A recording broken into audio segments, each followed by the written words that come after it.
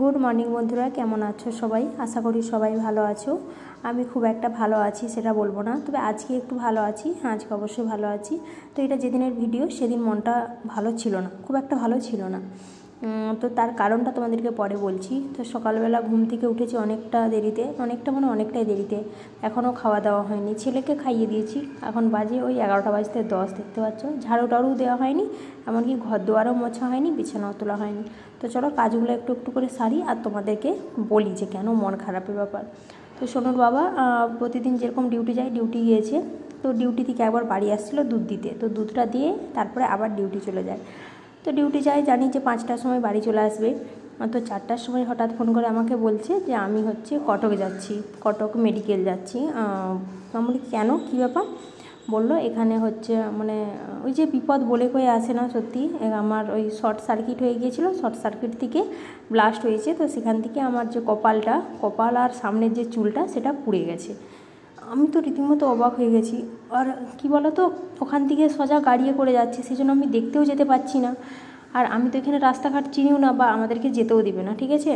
তো হয়তো যেই গেট দিকে যাবে সেই গেটকে গেলে হয়তো আমি দেখতে পেতাম, কিন্তু কি বলো তো, সেটা অনেকটা দূর, তারপরে ছোট বাচ্চা আছে, যাওয়া সম্ভব নয়।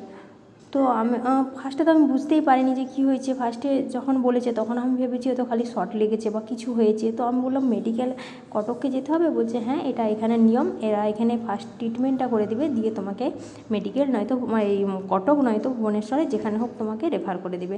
তো যাই হোক, ওরা কটকে ছিল, তো কটকটা তবু একটু কাছে, ভুবনেশ্বরটা আরেকটু দূর আমাদের এখান থেকে।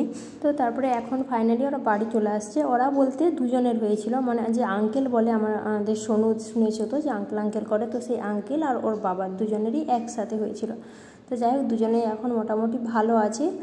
তো অনেকটাই মুখটা ড্যামেজ হয়েছে, তো সেটা ডক্টর বলেছে আস্তে আস্তে ঠিক হয়ে যাবে। তো তারপরে দেখো, ছেলেকে এখন খাইয়ে দিচ্ছি, খাইয়ে দেবো। আর তেমন কিছু রান্নাবান্না করিনি, কারণ রান্নাবান্না সেই মুহূর্তে সেই দিনে আর মানে পরপর এইভাবেই আমার কেটেছে বলতে পারো। ওই ভাতে খেয়েছিলাম, মানে কোনো কিছু রান্না সেভাবে করিনি, ইচ্ছেও করছিল না। মানুষটাকে না দেখতে পাচ্ছি, আর না মানে আমার যে বলছি আমাকে ফটো পাঠাবো সেটাও পাঠাচ্ছে না, কারণ ও ভাবছে যে আমি হয়তো ভয় করবো বা কোনো কিছু মানে অন্য কিছু হয়তো ভাবছিল না, কি জানি না। তো সেই কারণে সে একটা টেনশন আছে যে কি হচ্ছে না হচ্ছে, বা সেখানে পুরোই একা।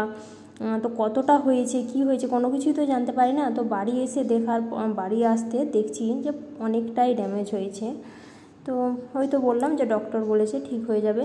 আর এদিকে আমি আমার জন্য দেখো একটা ডিম ভেজে নিয়েছিলাম, আর পটল আলু ভাতে দিয়েছিলাম, আর কালকের পোস্ত ছিল সেটা দিয়েই ভাত খেয়ে নিয়েছিলাম।